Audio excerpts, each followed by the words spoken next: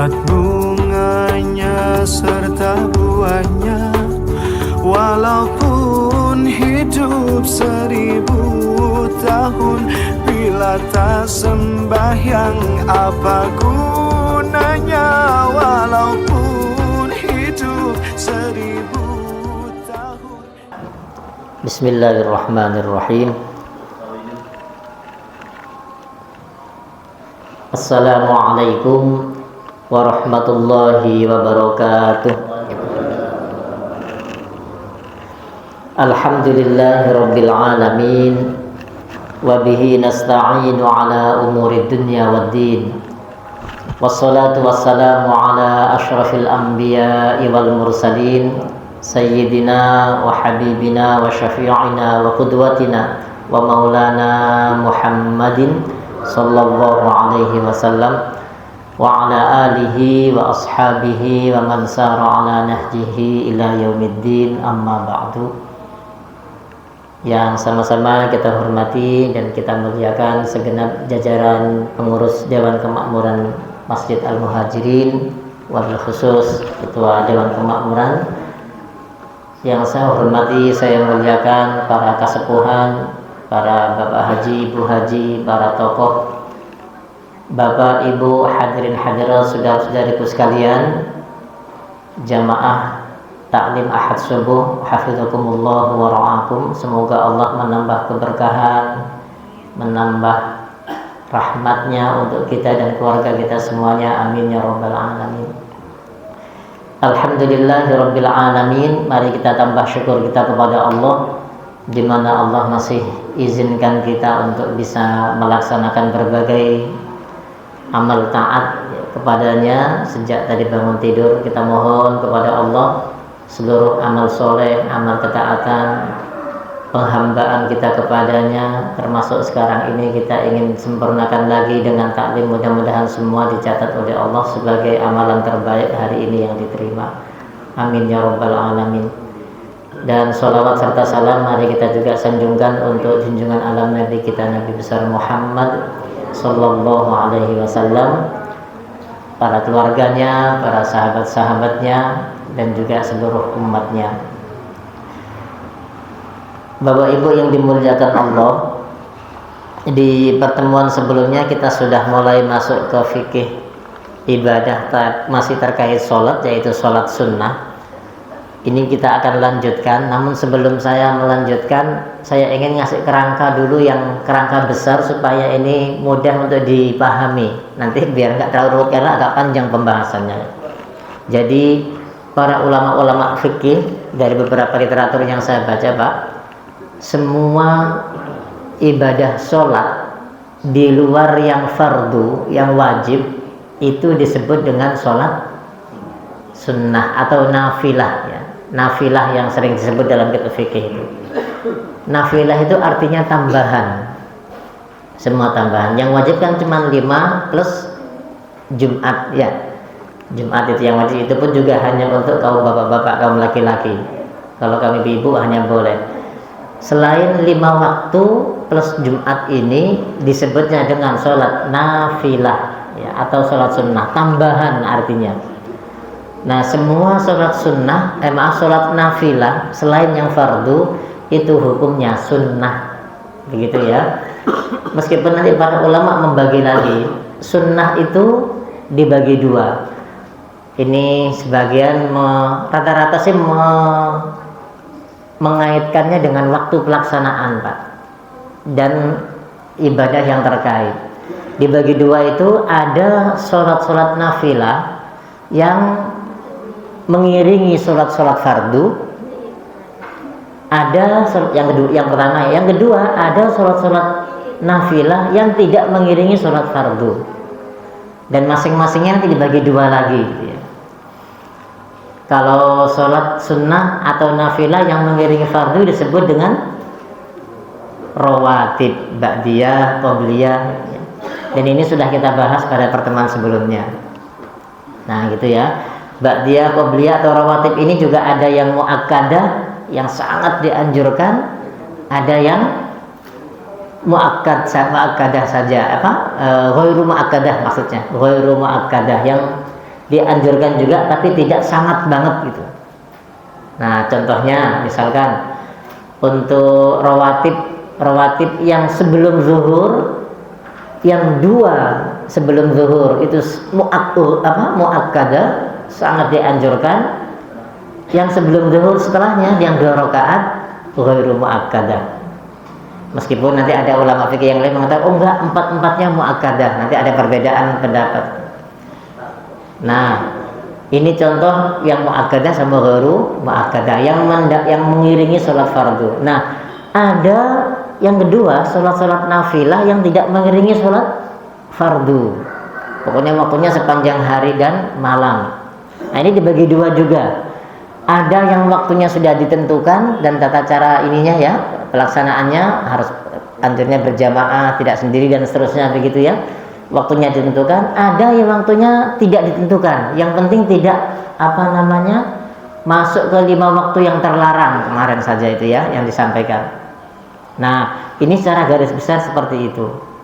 Nah, cuma kalau kitab ini yang kita bahas ini mengklasifikasikannya bukan berdasarkan terkait dengan sholat fardu atau tidak, karena yang pertama, bagian pertama kemarin kita 3 macam sholat ya, witir, qobliyah subuh, dan rawatib. Itu disatukan menjadi satu klasifikasi, satu kelompok. Kalau saya melihatnya ini dibaginya berdasarkan waktu dan keutamaan, waktu plus keutamaannya, karena witir penutup malam menjelang siang, sementara kalau pagi itu pembuka siang, pembuka hari, plus rawatib. Jadi keutamaannya banyak sekali, makanya disatukan di satu klaster. Nah, kemudian yang kedua, ini yang kita bahas kemarin juga sudah kita sampaikan, sholat sunnah atau nafilah yang terkait dengan selain yang 3 tadi lah, selain yang 3 gitu ya, selain yang 3. Artinya secara keutamaan juga ada masing-masing dan banyak sekali, namun barangkali dicampur antara yang waktunya sudah tertentu sama yang mutlak disatukan. Nah, begitu ya. Karena mungkin secara keutamaannya sangat berbeda. Ada perbedaan dengan yang 3 yang disebut di awal tadi. Witir, sholat qobliyah subuh, ya, ini pembuka dan penutup hari malam ya, sama rawatib. Nah, kemudian sekarang kita masuk ke masalah yang sunnah. Ini sudah kita bahas juga. Maksud saya sholat sunnah mutlak yang secara waktu ada yang ditentukan, ada yang tidak ditentukan. Ini sudah kita bahas kemarin, hukumnya, keutamaannya, ini sudah kita sampaikan. Nah, yang penting kita dikenalkan ada 5 waktu yang terlarang. Nah, mungkin ini sedikit saya tambahkan sedikit ya, sebagai kesimpulan awal saja.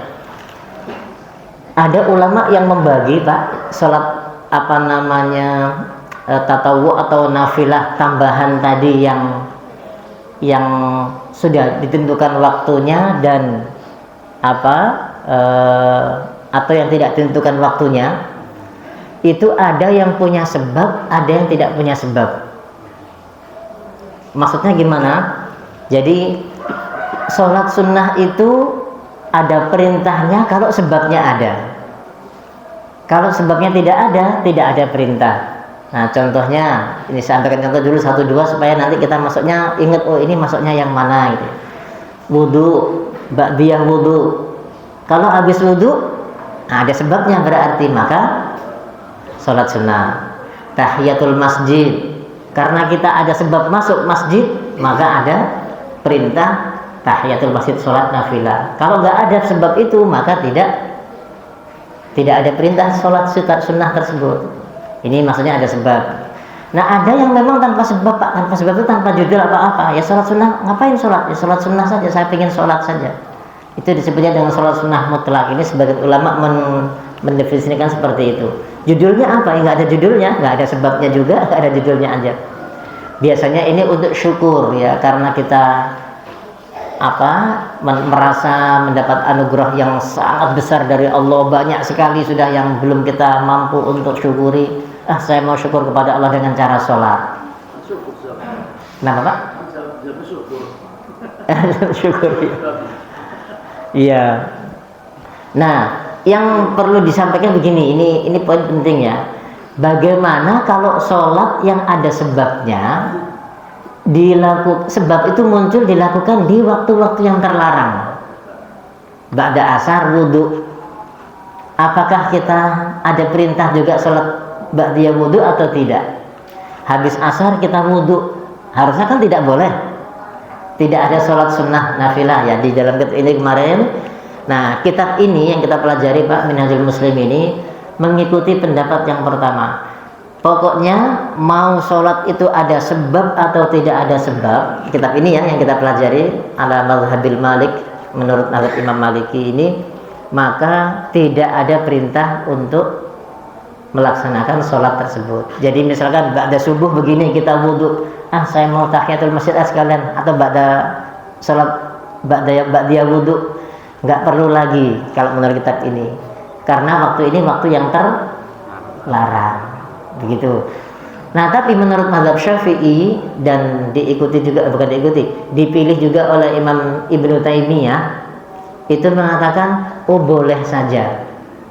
Boleh, artinya boleh itu meskipun ini waktunya terlarang, tapi kalau ada sebab maka boleh dilakukan. Pada subuh wudu, habis buang air wudu, saya mau sholat ba'diyah wudu, boleh, silahkan. Ini menurut mazhab Syafi'i. Ya, menurut mazhab Maliki tidak perlu, nggak boleh itu ya, karena waktunya terlarang. Loh kok bisa beda-beda begitu? Ya memang dari dulu ulama itu beda pendapat begitu Pak. Nah terus hadis yang melarang kemarin yang panjang yang saya bacakan sebelumnya itu, ini saya ingatkan hadisnya diriwayatkan oleh Imam Muslim ya. Imam Muslim ada salah satu sahabat yang bernama Amr bin Abasah, ditanya tentang sholat sunnah, lalu beliau membacakan hadis Rasulullah SAW yang 5 waktu yang dilarang itu. Pertama, ba'da subuh sampai terbit. Yang kedua, setelah terbit sampai kira-kira jarak matahari setinggi tombak, itu ya Pak, yang kedua.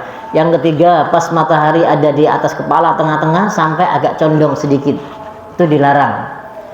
Yang keempat, ba'da asar sampai terbenam. Yang kelima, setelah terbenam sampai benar-benar tenggelam, itu yang dilarang waktunya. Nah, oleh Imam Syafi'i dan Imam Ibnu Taimiyah dijawab, itu yang dilarang adalah sholat sunnah yang tanpa sebab, tanpa judul tadi itu, yang waktunya bebas kapan saja. Nah, itu yang tidak dibolehkan. Ada contoh ketika Rasulullah ditantang oleh orang-orang kafir tentang ketika awal-awal dakwah, kan Nabi itu pernah ditantang Pak oleh orang-orang kafir, wahai Muhammad, kalau memang engkau benar utusan Allah, aku mau percaya dengan klaim kamu itu kalau kamu bisa membuktikan tantangan saya. Tolong belah rembulan. Disuruh sembelah rembulan. Akhirnya Rasulullah karena mendapat tantangan itu, salah satu mukjizatnya Nabi ya, beliau bilang, ya saya minta izin, saya mau sholat dulu. Nah, mau sholat. Beliau nyari tempat yang agak tinggi, lalu beliau sholat. Ini sholat tanpa judul, nggak ada judulnya. Nah, itu namanya sholat sunnah mutlak, yang kayak begini-begini yang tidak dibolehkan di waktu-waktu yang dilarang tadi. Ini menurut mazhab Syafi'i. Atau ada hadis Nabi yang lain yang mengatakan, Nabi itu Pak setiap dihantam masalah sholat. Jadi kata hadis itu dikatakan, karena Rasulullah SAW teks bahasanya itu, astagfirullah, lupa saya bahasa aslinya itu teksnya. Intinya begini, Nabi ini kalau dihadapkan dengan masalah badara ilas sholat, segera beliau sholat. Sholat apa itu? Sholat mutlak tadi. Nah, ini yang tanpa judul. Nah, kalau yang sholat seperti ini yang tidak dijudulnya, ini yang dilarang di waktu-waktu yang tadi. Ini menurut mazhab Syafi'i. Nah, wallahu a'lam. Terus kita pilih yang mana saatnya? Nah, karena kita kaji kitab ini ya sudah, untuk lebih hati-hatinya ya udah kita ini saja. Artinya kalau kita mau menambah amalan-amalan sunnah, alhamdulillah saking semangatnya, saya lagi semangat ini saat ingin sholat, ya wudu silahkan. Tapi nanti diusahakan ya nunggu waktu yang tidak dilarang gitu. Monggo silahkan gitu ya, agar lebih hati-hati. Meskipun nanti saat saya pengen ngikutin mazhab yang tadi yang kedua saja, ya monggo silahkan juga, tidak apa-apa Pak, tidak apa-apa.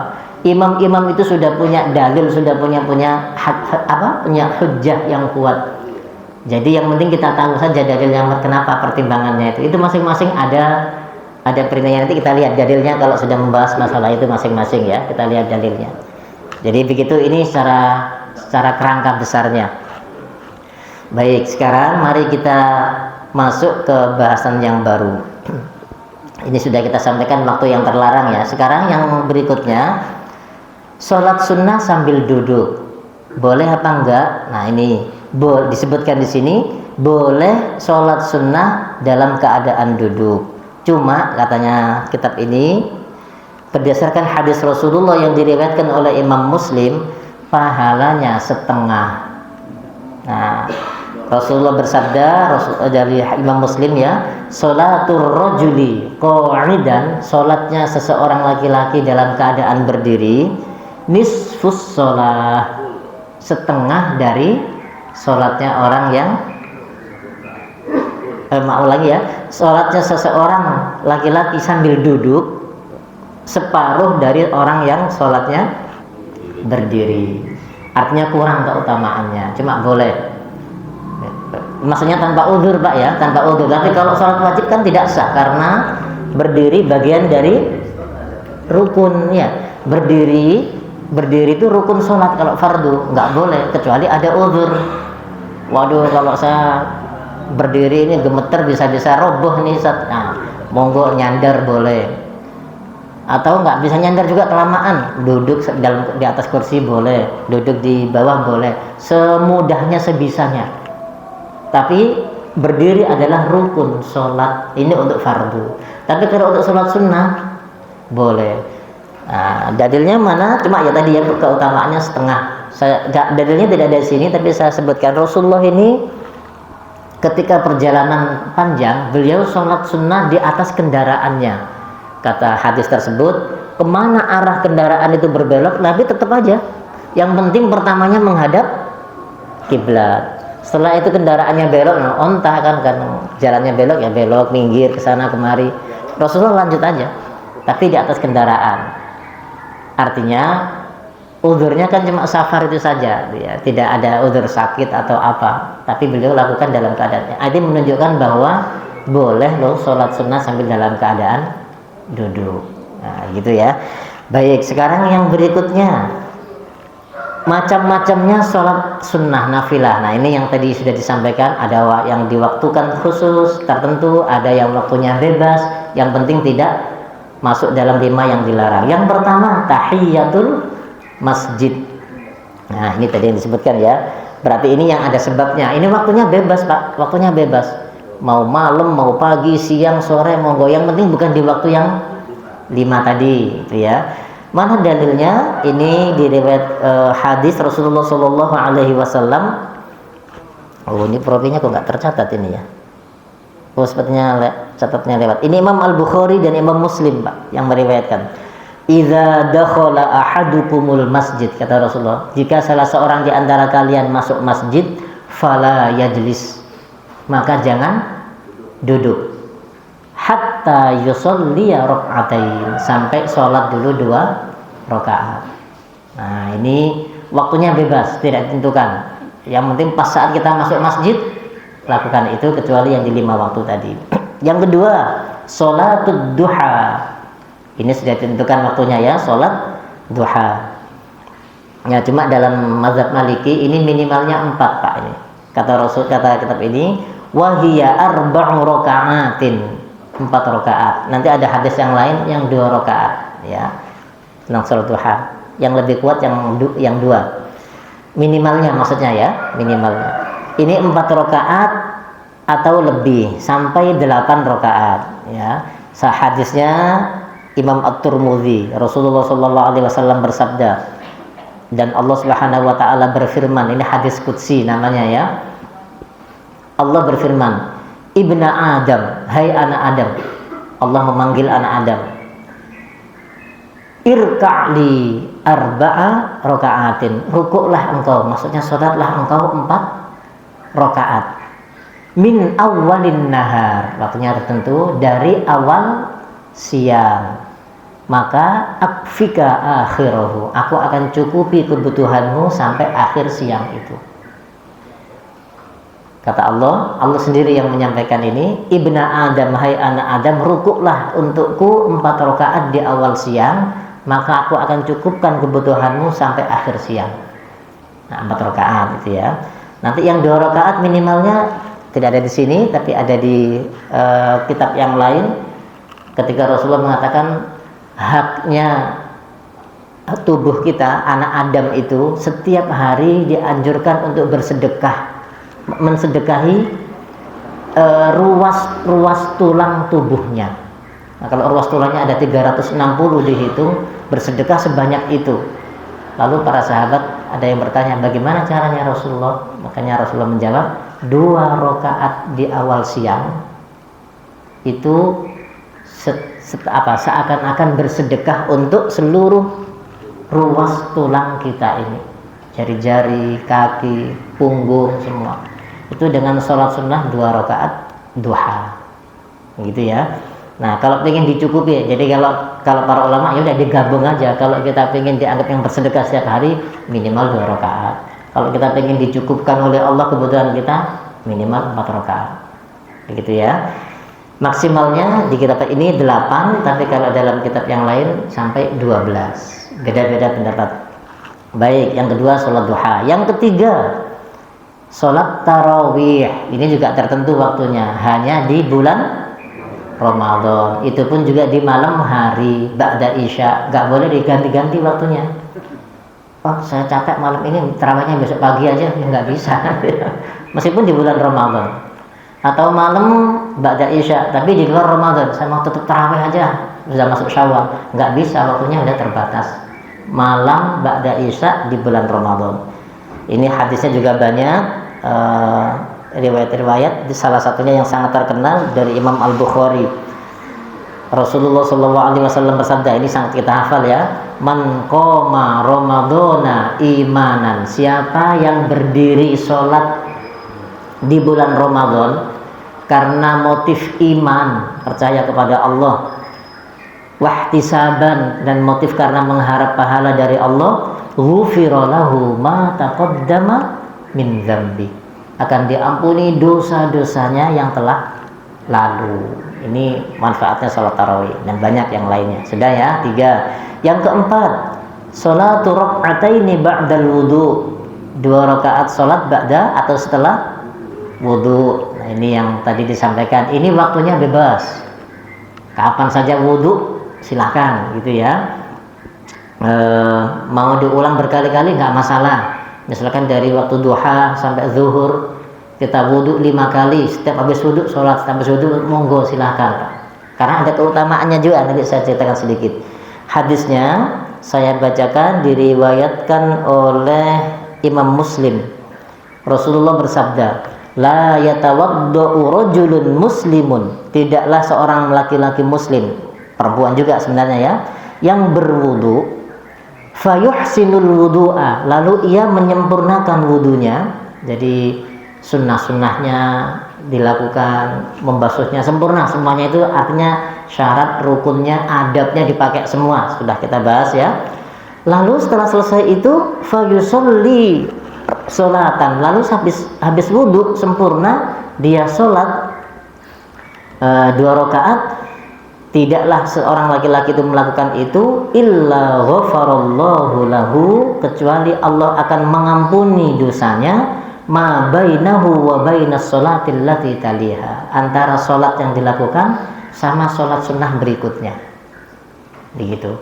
Jadi luar biasa Allah menyediakan alat sarana ya untuk menghapus dosa kita itu banyak sekali. Karena memang kita ini mudah juga terjebak sama dosa, kadang nggak berasa, nggak sengaja gitu ya. Dosa macam-macam, dan dengar orang gosip-gosipan, ngelihat gambar yang nggak bener, punya suudzon kepada macam-macam lah, kurang syukur kepada Allah, banyak banget. Intinya kita ini dosa. Tapi Allah juga punya alat sarana yang sangat banyak untuk menghapusnya. Tadi tarawih juga menghapus dosa, gitu ya. Kemudian apa? Sekarang sholat ba'diyah wudu juga, kalau wudunya sempurna lalu sholat menghapus dosa juga. Salah satu keistimewaannya ada riwayat Pak ini, sahabat Bilal bin Rabah, benar ya? Itu kan sempat diriwayatkan sendalnya itu oleh Rasulullah ketika masih hidup. Itu sudah didengar oleh Rasulullah, katanya sudah berada di surga. Ini suaranya sendalnya Bilal nih. Ya, ketika ditanya, kamu punya amalan apa wahai Bilal? Rupanya Bilal itu punya kebiasaan itu Pak, habis wudhu sholat, habis wudhu sholat, habis wudhu sholat, sholat ba'diyah wudhu.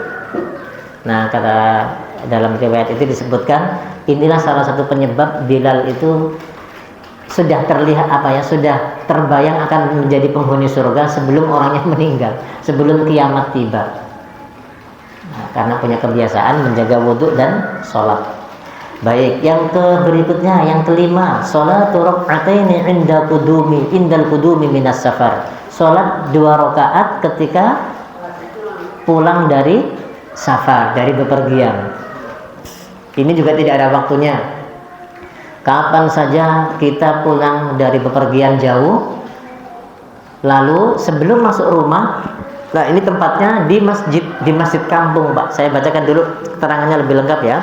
Jadi sholat sunnah safar namanya, bepergian, pulang dari bepergian, datang pulang ke rumah, sholatnya di masjid kampung. Jadi kalau kita masuk ke komplek PCI ini ya sudah, di masjid ini sholat sebelum masuk ke rumah. Jadi mampir mobilnya, parkirnya di sini dulu. Ini kalau mau, kapan saja, mau malam, mau pagi, mau sore, yang penting jangan sampai di luar di waktu yang terlarang tadi. Ini hadisnya diriwayatkan oleh Imam Bukhari dan Imam Muslim. Rasulullah diceritakan ya oleh sahabat Ka'ab bin Malik. Kata Ka'ab bin Malik ini, kana Nabi sallallahu alaihi wasallam idza qadima min safarihi bada'a bil masjid. Kata Ka'ab, sahabat Ka'ab, Nabi ini kalau pulang dari bepergian, beliau selalu memulainya atau mendatangi masjid. Maaf saya ulangi ya, bukan selalu ya Pak ya. Kalau bahasa hadisnya ini karena pernah ya ditemukan, dilihat oleh sahabat Ka'ab, Nabi ini kalau pulang dari bepergian, bada'a bil masjid, beliau masuk masjidnya, faraka'a fihi rak'atain, lalu sholat 2 rakaat sebelum masuk ke rumahnya. Nah, kebetulan rumahnya Nabi kan nempel dengan dinding masjid. Yang sudah umroh, sudah haji, rumahnya Nabi itu kan di pojok kiri ya, nempel, jendelanya nyatu dengan jendela masjid, sehingga tapi beliau nggak langsung masuk ke rumah sekalipun rumahnya nempel, sholat dulu baru masuk ke dalam rumah. Ini menurut sahabat Ka'ab bin Malik. Sahabat Ka'ab bin Malik ini ada cerita yang menarik juga Pak, sedikit saya kenalkan. Beliau ini salah satu sahabat yang dengan sengaja agak males-malesan mengikuti perang bersama Rasulullah, gitu ya. Waktu itu bukan males sebenarnya, ada alasan yang sebenarnya alasannya juga agak masuk akal. Sedang paceklik, musim panas yang sangat luar biasa. Nah, beliau diajak dengan para sahabat yang lain untuk berangkat ke medan tempur. Rupanya salah satu yang nggak berangkat adalah Ka'ab bin Malik ini. Akhirnya lama-lama, dan ini orang punya kemampuan untuk bersilat lidah dengan luar biasa. Siapapun termasuk Rasulullah, andaikan dia mau cari alasan, pasti akan diterima alasannya, saking pintarnya beralasan. Cuma beliau diberi kesadaran oleh Allah, ngapain saya cari alasannya, sudah yang jelas saya malas aja sudah. Ngaku kepada Rasul, kalau memang beliau nggak ada alasan ya Rasul, saya nggak ikut perang. Akhirnya dikasih sanksi oleh Rasulullah, nggak diajak ngomong selama 40 hari. Kata Ka'ab, wah ini saya merasa seperti ditimpa dunia, bumi seakan di atas kepala saya, karena Rasulullah dan para sahabat-sahabatnya nggak ada yang mau ngajak ngomong. Ini saat Ka'ab bin Malik. Nah, beliau menceritakan dari itu, Nabi datang dari bepergian, mampir dulu ke masjid sholat. Berikutnya rak'ata at-taubah, 2 rakaat sholat taubat. Ini hadisnya diriwayatkan oleh Imam Tirmidzi. Rasulullah bersabda, "Ma min rajulin," tidaklah ada seorang laki-laki, yang setelah melakukan dosa yuznibu dzamban, lalu kemudian ia bersuci, berwudu, lalu sholat 2 rakaat, lalu memohon ampun kepada Allah, illa ghafarallahu lah, kecuali Allah pasti akan mengampuni dosanya. Sholat taubat. Jadi kalau habis menyesal, habis melakukan kesalahan kan macam-macam ya, habis marahin anak, habis ngusir anak dan lain-lain, atau habis marahin istri kelewat batas. Nah sudahlah saya, atau istri habis nyuakin suami, lalu beliau wudu atau bersuci bahasanya di sini ya, kemudian bersuci lalu sholat 2 rakaat, kemudian mohon ampun kepada Allah. Nah, kecuali Allah akan mengampuni dosanya. Tapi dosa yang berikutnya juga harus harus minta maaf kepada yang bersangkutan, karena kalau dosanya ini dosa hubungannya dengan anak Adam, tapi kalau dosanya kepada Allah saja, ya cukup dengan yang tadi. Misalkan sengaja nunda-nunda waktu sholat sampai kelewat, waduh rupanya saya lupa belum sholat asar tadi, ini disengaja awalnya menunda-nunda, atau keasikan rapat meeting, wah nyiapin acara besar sampai akhir waktu, aduh saya bersalah ini kepada Allah, ya cukup dengan tadi itu, bersuci, sholat 2 rakaat, niatnya niat sholat taubat aja, aku niat sholat 2 rakaat taubat ya. Kalau mau dibahasa Araban, usolli sunnatat taubah, gitu aja ya, usolli sunnatat taubah, atau usolli sunnatan rak'ataini lit taubah, boleh. Kalau nggak pakai bahasa kita aja, bahasa Indonesia, tapi dalam hati ya, aku niat sholat sunnah taubat 2 rakaat, udah cukup kan, seperti itu. Nah lalu kemudian minta ampun kepada Allah, insya Allah dosanya diampuni. Yang ketujuh, 2 rakaat sebelum maghrib. Ini masuk rawatib sebenarnya ya, tapi rawatibnya yang ghairu muakkadah, yang tidak sangat dianjurkan, tapi kalau mau monggo, kalau enggak juga enggak apa-apa. Mana dalilnya? Ini Rasulullah SAW diriwayatkan oleh Imam Al-Bukhari. Nabi menyuruh para sahabat, "Shollu qoblal maghrib." Salatlah kalian sebelum maghrib. Maksudnya setelah azan ya. Kalau sebelum azan masuk waktu yang terlarang. Maksudnya ini yang rawatib, yang qobliyah. Sudah azan itu berarti sudah ghurub syams, sudah boleh sholat sunnah. Shollu qoblal maghrib, sholatlah kalian sebelum maghrib, sholat qobliyah maghrib maksudnya. Setelah diulang beberapa kali, summa qala fi tsalitsah, setelah 3 kali mengulang, sholatlah sebelum maghrib, sholatlah sebelum maghrib, sholatlah sebelum maghrib. Lalu Rasulullah yang ketiga setelah bilang begini, liman sya'a, bagi yang mau saja. Bagi yang mau saja. Nah dari hadis yang inilah kemudian ini termasuk sunnah, tapi yang ghairu muakkadah ya, yang ghairu muakkadah itu yang sunnah biasa. Kalau sunnah sangat luar biasa, yang ba'da maghrib. Ba'da maghrib itu memang ada perintahnya, itu yang sangat dianjurkan. Yang kedelapan, rak'ata al-istikharah, 2 rakaat istikharah. Apa istikharah? Memohon petunjuk kebaikan, memohon petunjuk kebaikan. Nah, ini hadisnya agak panjang, langsung saya terjemahkan ya Pak ya, diriwayatkan oleh Imam Al-Bukhari juga.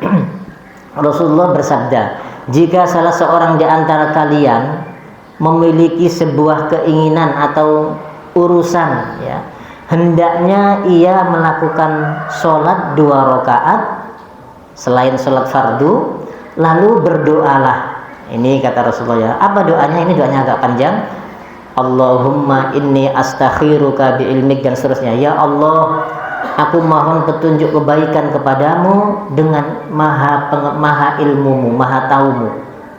Maksudnya begini, ya Allah, dengan maha pengetahuan, maha ilmunya Engkau ya Allah, aku mohon petunjuk kebaikan. Kemudian aku juga mohon kekuatan dengan kekuatanmu. Aku juga mohon anugerah dengan keagungan anugerahmu. Sesungguhnya Engkau yang maha kuasa, aku tidak. Sesungguhnya Engkau yang maha mengetahui, aku tidak. Engkau adalah zat yang maha mengetahui, yang ghaib. Ya Allah, jika Engkau tahu bahwa urusan ini, nah setelah disebut urusan ini, Allahumma annaha in kunta ta'lamu anna hadzal amra, sebutkan urusannya apa. Ya Allah, kalau ini cocok jadi besan saya, ini jadi menantu saya misalkan, itu khairun li, baik untukku, wa fi dini, baik juga untuk agamaku, wa ma'ashi, dan baik juga untuk kehidupanku, wa aqibati amri, dan juga untuk akhir urusanku nanti di akhirat, maka faqdurli wa yassirli, tetapkanlah ya Allah dan mudahkanlah ya Allah untukku urusan ini. Summa barik li fi, lalu berkahilah. Ini ya, boleh pakai bahasa Indonesia juga boleh ini. Terus dilanjutkan oleh Rasulullah ajaran doanya. Dan jika engkau ya Allah mengetahui urusan ini syarrun li, buruk untukku, untuk agamaku, untuk kehidupanku di dunia maupun di akhirat nanti, maka fasrifhu anni, jauhkan ini ya Allah dariku, dan jauhkan diriku juga darinya. Tentukanlah ya Allah untukku kebaikan seperti yang engkau kehendaki, lalu kemudian ridhoilah aku. Nah, ini doanya panjang ya. Allahumma inni astakhiruka bi'ilmika wa astaqdiruka biqudratika wa as'aluka min fadlikal azim. Saya juga belum hafal Pak ini. Kalau baca ya, kalau mau doa ya ditulis dulu baru dibaca. Tapi setelah sholat sunnah ya, setelah sholat sunnah istikharah tadi. Niatnya gimana Ustaz? Ya sama kayak tadi Pak. Usolli sunnatan rak'ataini lil istikharah boleh, atau usolli sunnatal istikharah rak'ataini, aku niat sholat sunnah istikharah 2 rakaat. Nah, setelah selesai salam baru baca doa ini. Saya ulangi doanya ya, ini bagus sekali ini sebenarnya. Dan ini waktunya kapan? Dianjurkannya malam hari sebenarnya kalau ini lebih bagus. Tapi kalaupun mau di siang hari atau di pagi hari boleh juga, tapi lebih bagusnya malam.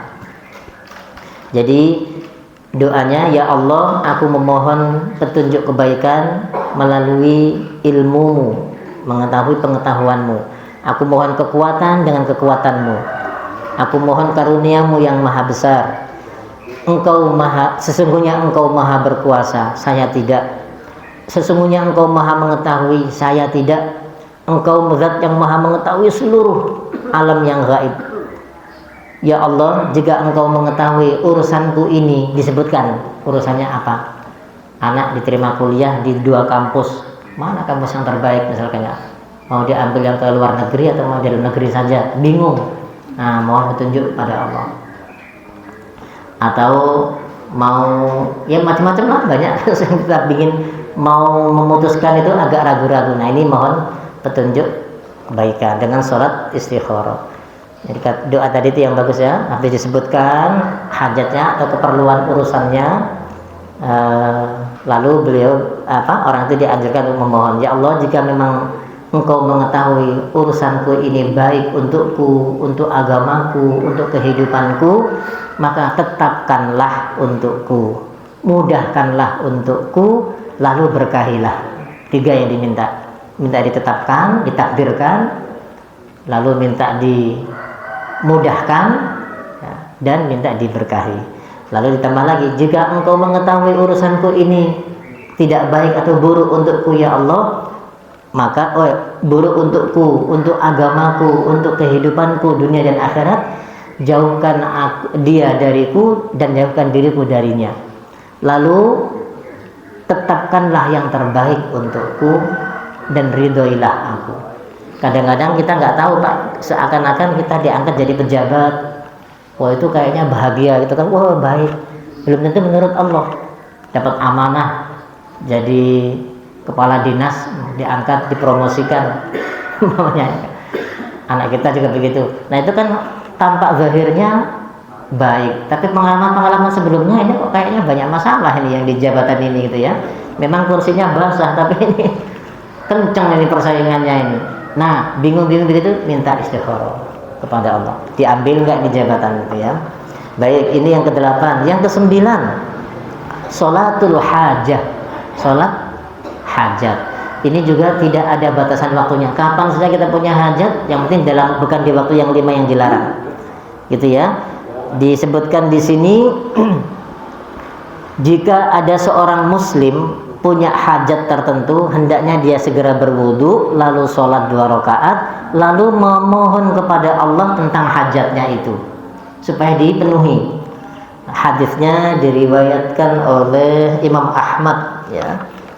Imam Ahmad. Kata Rasulullah, man tawaddoa, siapa yang berwudu, fa asbaghul wudu'a, lalu menyempurnakan wudunya, tsumma shalla rak'atain, siapa yang berwudu lalu disempurnakan wudunya, lalu sholat 2 rakaat dan disempurnakan juga, a'tahullahu ma sa'al, Allah akan berikan apa yang ia minta, mu'ajjilan aw mu'akhkharan, baik mu'ajjalan aw mu'akhkharan, baik langsung diberikan saat itu cash di dunia, aw mu'akhkharan, atau ditunda nanti di akhirat, gitu ya. Nah ini kayak tadi yang Rasulullah ditantang membelah rembulan, itu sholat hajat bahasa kita ya, punya hajat mau membelah rembulan karena dapat tantangan supaya bisa terjawab langsung, Allah langsung diijabah Pak. Rembulan dibelah pakai jari-jarinya lalu dipisahkan, yang sebelah kanan digeser ke arah timur, yang sebelah kiri digeser ke arah barat. Begitu. Kok utara barat, selatan dan utara, gitu ya, selatan dan utara. Dan itu terlihat kejadiannya di Makkah, tapi terlihatnya ada di Syam, di negeri Syam. Dan pedagang-pedagang yang datang waktu itu langsung menceritakan kejadian yang aneh menurut mereka. Saat mereka pulang dari Syam berdagang, cerita, kok saya pernah melihat rembulan terbelah begini. Nah itu terkonfirmasi bahwa berarti memang benar, bukan sihir, terlihat juga oleh manusia yang lainnya. Baik, ini sholat hajat sudah ya. Saya ulangi hadisnya, siapa yang wudu lalu sempurnakan wudunya dan sholat 2 rakaat dengan sempurna, Allah akan memberikan apa yang ia pinta, baik langsung, cepat ataupun lambat, gitu ya. 10, ini 2 lagi, 3 lagi. 10, sholatut tasbih, sholat tasbih. Kalau ini malam hari ya, pada isya waktunya, ini juga termasuk sholat nafilah. Jumlahnya berapa? 4 rakaat, 4 rakaat. Siapa yang pernah sholat tasbih? Jarang-jarang Bapak, alhamdulillah ini ya. Nanti ada hadisnya ini ya. Kita berharap nanti sesuai dengan hadis inilah yang kita lakukan gitu ya. Sholat tasbih ini Pak, pokoknya dalam tasbih itu artinya kan membaca subhanallah ya. Baca tasbih. Subhanallah walhamdulillah wala ilaha illallah wallahu akbar, subhanallah walhamdulillah wala ilaha illallah wallahu akbar, itu terus. Nah, bagaimana caranya disebutkan di sini sedikit. Jadi sholat 4 rakaat membaca bacaan subhanallah walhamdulillah wala ilaha illallah wallahu akbar. Berapa kali? 15 kali setelah membaca surah, sebelum ruku 15, saat ruku 10, 25, i'tidal 10, 35 ya, sujud pertama 10, 45, sujud duduk antara 2 sujud 10, 55, sujud yang kedua 10, 65 ya. Kemudian sebelum berdiri 10 lagi. Jadi total 75 tasbih dalam 1 rakaat. Ya. 15 sebelum ruku setelah baca surat, terus 10 saat ruku, 10 saat i'tidal, 10 sujud pertama, 10 duduk antara 2 sujud, 10 lagi sujud yang kedua, lalu sebelum berdiri ke rakaat kedua 10 lagi. Jadi dalam setiap rakaat 75. Kalau 4 rakaat berarti ada 300 tasbih dibaca. Nah, gitu ya. Nah, mana dalilnya?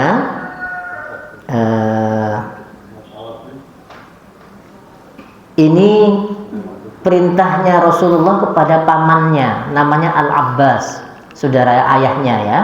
Saudara ayahnya namanya Al-Abbas bin Abdul Muttalib. Nah, kata Rasulullah, "Ya Abbas, ya amma, wahai paman, ala u'tiyaka, mau nggak kamu saya berikan satu amalan?" Panjang hadisnya ini ya.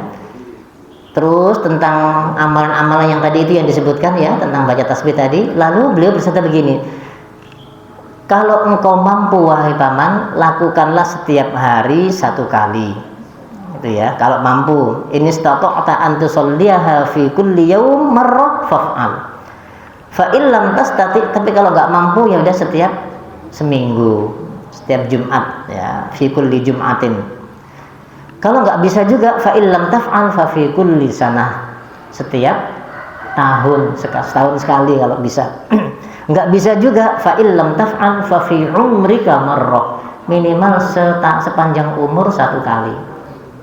Seumur hidup ini sekali aja lah sudah. Biar dicoba ini ya. Emang ini kalau nggak ada yang mengkoordinir berat Pak ini. Udah motor kan banyak-banyak gitu. Udah ngeluh polanya. Palang maka orang Serang bilang. Nah, memang harus ada yang mengajak. Kalau nggak diajak atau nggak dikoordinir berat. Saya juga melakukan sendiri, cuma pernah sekali waktu jadi santri. Setelah jadi guru ya nggak pernah. Kecuali setelah diajak-ajak, ada yang ngajakin. Ini pernah sekitar 2 bulan yang lalu pernah saya lakukan. Pokoknya dalam setahun ini kalau nggak salah pernah 2 kali Pak saya. Sampai bulan Oktober ini pernah 2 kali. Ya alhamdulillah. Karena ada yang ngajak. Mungkin kalau nggak ada yang ngajak juga. Betul, berjamaah Bu, bagus. Itu supaya lebih, karena ini jarang-jarang dilakukan kan ya. Bagaimana? Berjamaah lebih bagus. Itu biasanya bisa saling menyemangati, bisa. Minimal seumur hidup lah sekali itu ya. Nah, monggo Pak Danang diatur.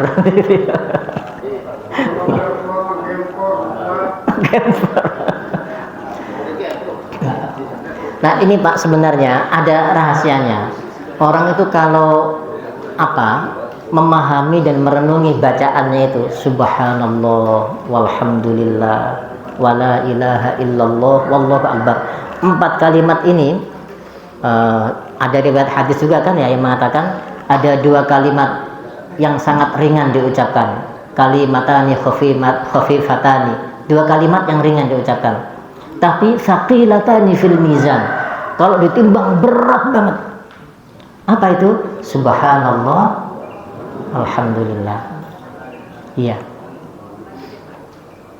Nah, ini kalau dibaca saja tanpa perenungan saja, ini akan memberatkan timbangan amal sholat kita nanti.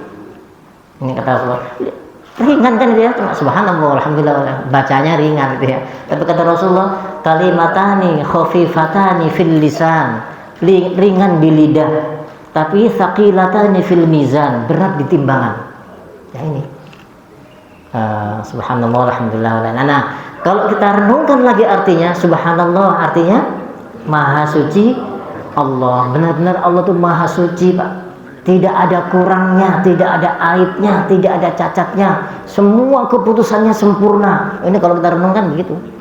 Walhamdulillah, semua pujian milik Allah. Apapun yang baik-baik, yang terpuji-terpuji itu sudah pasti milik Allah. Semuanya. Wala ilaha illallah, tidak ada zat yang berhak disembah selain Allah.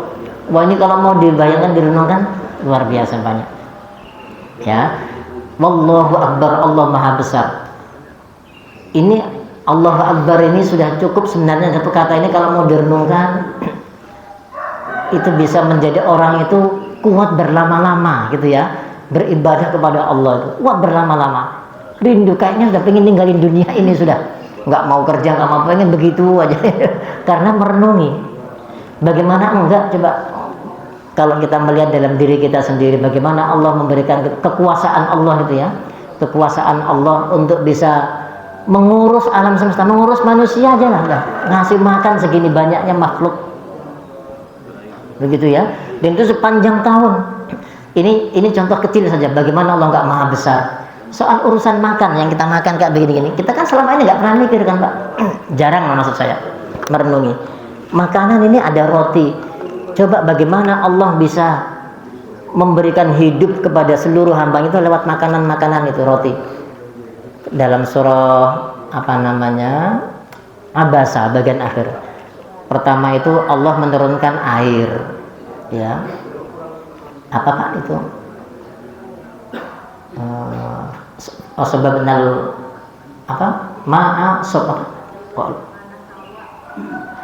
kok lupa sih ayatnya itu yang sebabna Sababnal ma'a sabba. Apa awalnya? Summa apa fasababna wa sababnal ma'a sabba gitu ya. Summa syaqaqnal arda syaqqa wa ambatna fiha habba wa 'inaban wa qobba. Itu kan asal mulanya roti ceritanya. Awalnya Allah turunkan hujan. Lalu Allah belah bumi, muncul habban, tanaman, nabatan, biji-bijian. Kemudian terus diceritakan oleh Allah. Lalu itu emang ada manusia ahli pertanian, petani yang hebat, profesor pertanian yang hebat bisa menurunkan hujan bisa. Coba kalau ditahan, gak ada yang bisa Pak itu. Allah semua itu melalui air hujan, kemudian ditumbuhkan tanaman-tanaman, biji-bijian, buah-buahan, lalu diolah biji-bijian itu menjadi tepung diolah oleh tukang roti sampai jadi roti, jadi makanan. Dan itu sudah ratusan tahun, ribuan tahun oleh seluruh makhluknya seperti itu. Itu baru makanan saja. Kita kalau mau merenung kebesaran Allah, Allahu Akbar. Nah cuma kadang-kadang kita jarang-jarang makan aja sudah. Sudah nggak pernah kita pikir gimana cara Allah mengasih makan kita. Nah, orang kalau sampai merenung ke situ, 4 bacaan tadi akan cuma 4 rakaat, cuma 300 itu, waduh sedikit amat. Gitu. Masalahnya kita cuma baca nggak tahu artinya, nggak merenungi, itu jadi berat, gemeter.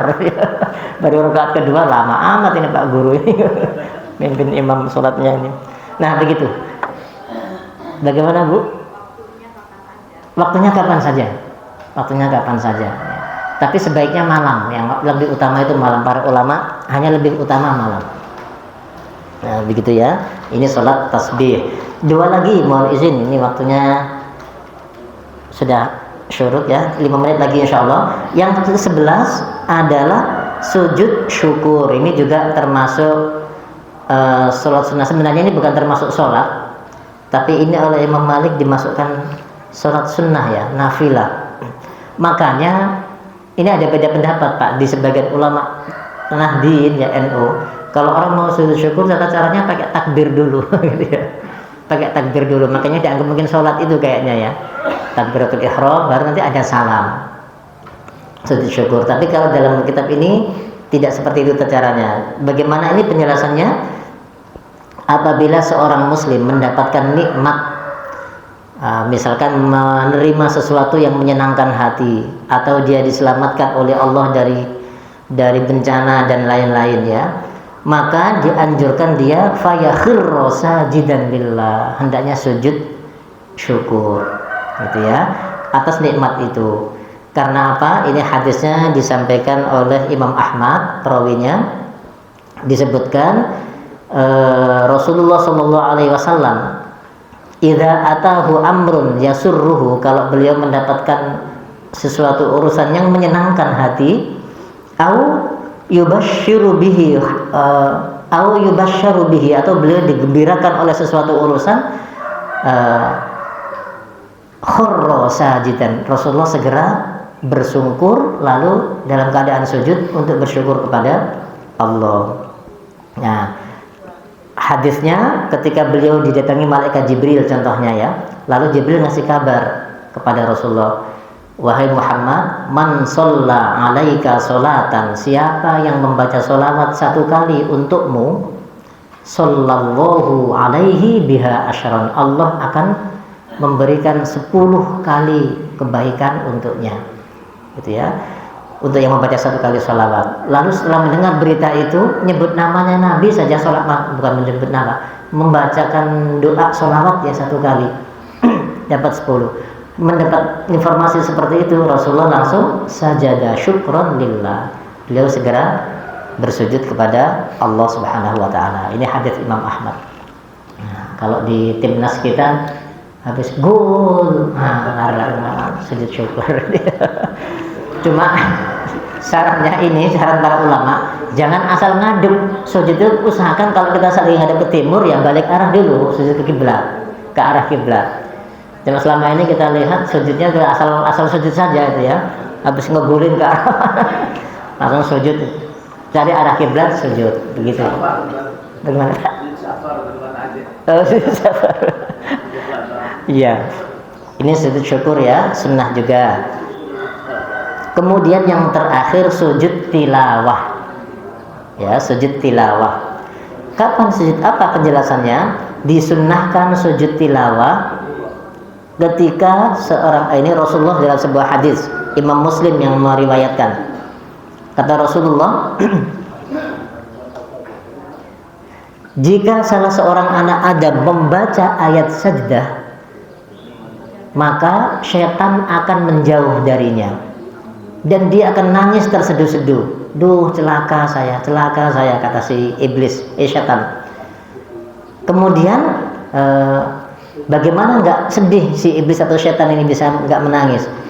Dia selama ini menjerumuskan mereka untuk tidak mau sujud.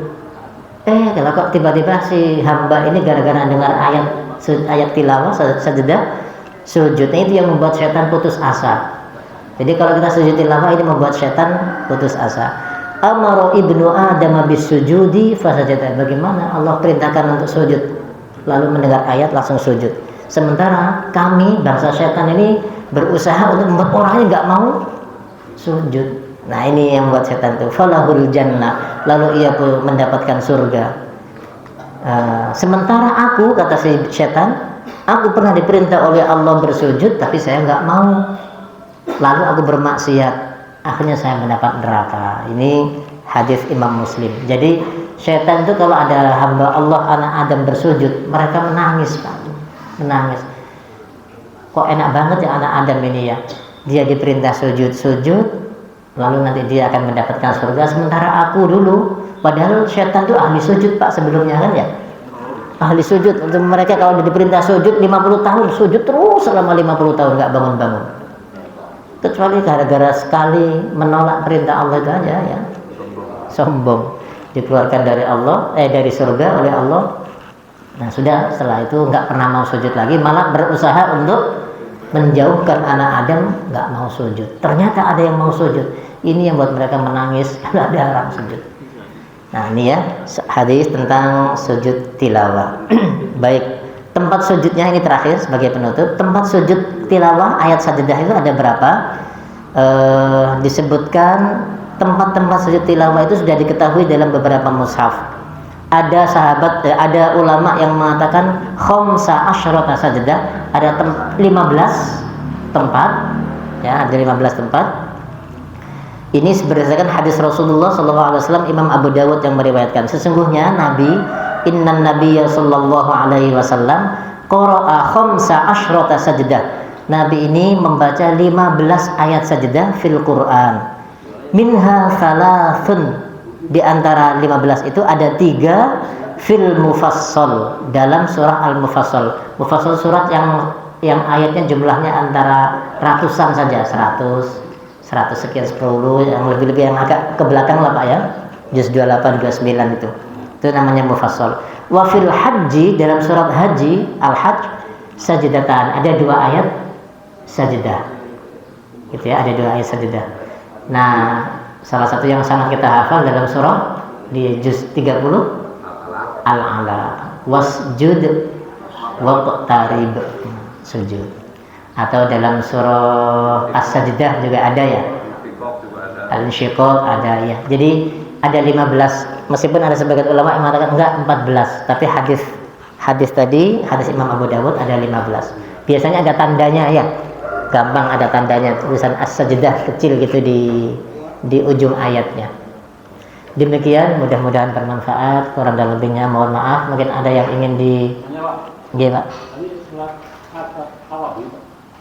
Nah, sholat awabin. Ini masuk sholat sunnah mutlak.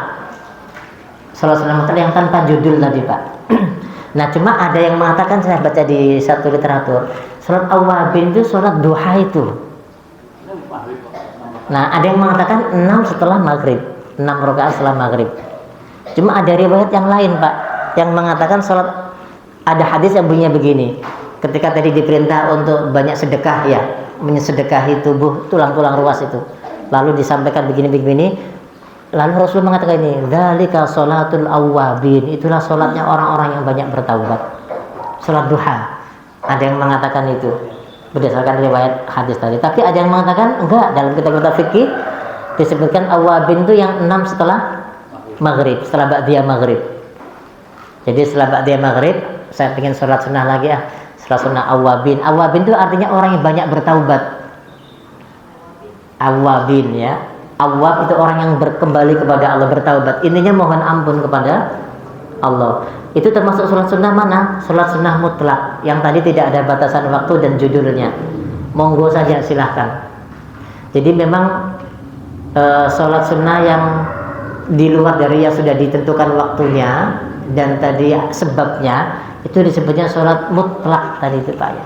Sholat sunnah mutlak itu boleh tanpa judul. Tiba-tiba nanti kita, kok saya rindu sholat, aku niat sholat sunnah, udah gitu aja, aku niat sholat sunnah 2 rakaat. Itu juga boleh karena syukur, tapi kalau ada sebab, karena ada hajat, karena ada dosa yang ingin diampuni dan lain, itu tadi yang sudah ditentukan, ada sebabnya. Nah, awabin itu termasuk yang mutlak, yang tidak ada judulnya tadi. Begitu. Sebenarnya waktunya bisa kapan saja ya, karena sholat mutlak itu enggak harus. Cuma mungkin ulama-ulama dulu berdasarkan pengalaman biasanya. Waktu yang longgar itu orang kalau ada habis maghrib ke isya itu udah nggak kemana-mana, udah nggak kepikirannya ibadah aja. Nah, udah ngepas ini waktunya, pendek sambil menunggu isya, udah nggak kepikiran yang lain-lain, dipakai sholat sunnah awabin.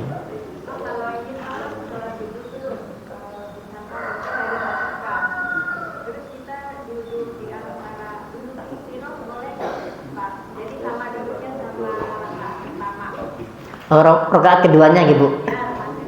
Betul. G. Pertanyaannya, tata cara duduk kaki, posisi kaki ketika sholat subuh di rakaat kedua. Apakah seperti iftirash ataukah seperti tawarruk? Ada 2 pendapat. Ini sudah pernah kita bahas, insya Allah ya. Jadi memang ada riwayat hadis. Hadis itu bunyinya begini, Bapak Ibu sekalian yang dihormati Allah. Nabi kalau sholat 2 rakaat, di rakaat kedua selalu beliau iftirash. Ini hadisnya. Tapi di hadis yang sama, makanya termasuk kalau 2 rakaat subuh iftirash juga kakinya, posisi kakinya. Tapi terus dilanjutkan hadis yang sama di kitab ini ada, pernah kita bacakan. Tapi nanti kalau Nabi ingin salam, beliau duduk tawarruk, yang kaki dimasukkan ke bawah kaki kanan. Nah, makanya para ulama fikih punya 2 pendapat. Boleh pakai pendapat yang hadis, yang potongan hadis yang pertama tadi, karena ini sholat subuh 2 rakaat. Nabi kalau sholat 2 rakaat selalu iftirash, itu yang dipakai sampai salam. Ya, sholat sunnah juga boleh seperti itu. Sholat subuh juga boleh. Ada yang seperti itu Pak. Memang ada madzhab fikihnya. Hadisnya sama. Ya. Tapi dilanjutkan hadis yang sama tersebut, Nabi mengatakan kalau Nabi mau mengakhirinya dengan salam, beliau tawarruk.